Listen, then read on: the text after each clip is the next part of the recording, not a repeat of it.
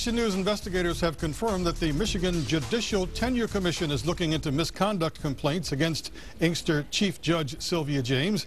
The complaints and investigations that follow are normally kept secret, but it is the judge's own attorney who revealed the commission probe is underway.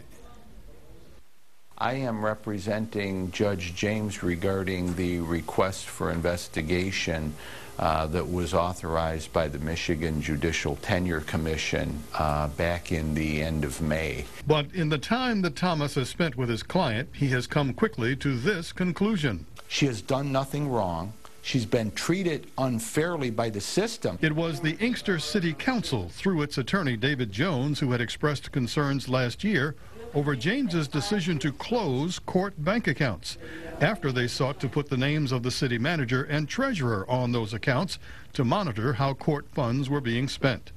They were upset that mandated payments of court collections to the city were seldom on time. They have had a constant problem where the 22nd District Court has been slow, as much as 6 months behind in transferring that revenue that the court collects and holds in trust for the city over to the city general fund. Indeed, the area regional administrator for the state Supreme Court, Deb Green, had heard Inkster city leaders' complaints. Some, she felt, were political. There are some administrative concerns that have been raised in some of these complaints as well, such as the management of the bank accounts. But after an Action News story revealed other problems, like James paying herself a gun allowance and for robes she wore on the bench, bookkeeping discrepancies, and court security officers with criminal records, the state Supreme Court conducted an audit, found nearly 36 administrative problems, many with how money was handled, and as a result, suspended James with pay.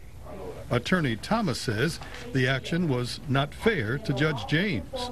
Judge James is a very bright, very articulate woman. She didn't see the writing on the wall. There has to be evidence that the judge has violated the obligations that he or she has pursuant to their service as a judge of this state. Now, the Judicial Tenure Commission investigation could take several months. Depending on their findings, they could issue a number of sanctions, including permanent removal from the bench. Currently, Judge James is on paid suspension after a state Supreme Court audit of her court. James's attorney says his client will be vindicated, and he believes she will return to the bench by the end of this year. In the newsroom, Bill Proctor, Channel 7 Action News.